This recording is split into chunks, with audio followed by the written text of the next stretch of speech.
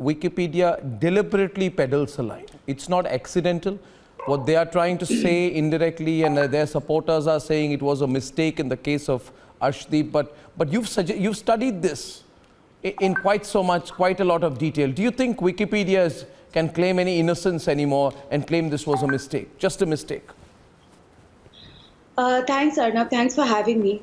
So I conducted an interview of the co-founder of Wikipedia, Mr. Larry Sengar, and he was categoric in saying that Wikipedia has a left-liberal bias. The information on Wikipedia is absolutely unreliable, and that was one of the reasons why he left Wikipedia despite being their co-founder. Now, for example, in the case of Delhi riots, what had happened was that they had written that it was caused by Hindu mobs attacking Muslims. They had left out the names of operating Muslim goons like Tahir Hussain. And when I had approached Jimmy Wales, there was a huge uproar and a hue and cry in India on social media.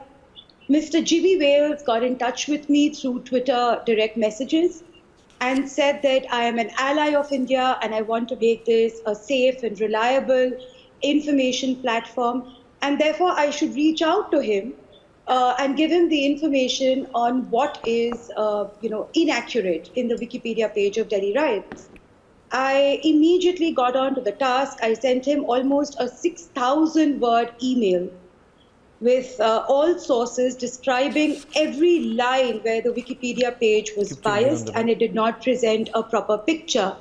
I got no response. And when I was questioned about what really happened to that email, I tweeted to Jimmy Wales, and he basically said that there's nothing that they can do about it and said that I get oil money while Wikipedia lists me as an anti-Muslim website. I'm not sure how I get oil money while being an anti-Muslim website, but that was the entire saga with Jimmy Wales. And Jimmy Wales has repeatedly proven that he has absolutely no regard for Indian law.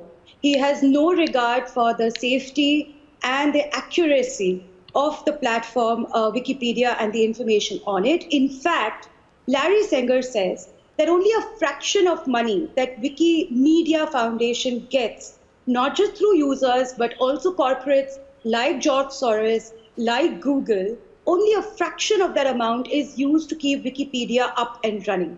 Now, you have to wonder, if a co-founder exits Wikipedia saying that it has a left bias, and without getting anything in return, Google pays millions and millions of dollars to Wikimedia Foundation, not all of it being used to run Wikipedia. Why is Google and why are elements like the Rockefeller Foundation, George Soros, etc., funding Wikipedia to begin with? Well, I think Google should have to explain because a lot of Google's business comes from India. Yeah. Just very briefly. No, this is rewriting history. I think Google should be asked to explain. Otherwise, Indian users should start questioning Google about the ethics of doing so.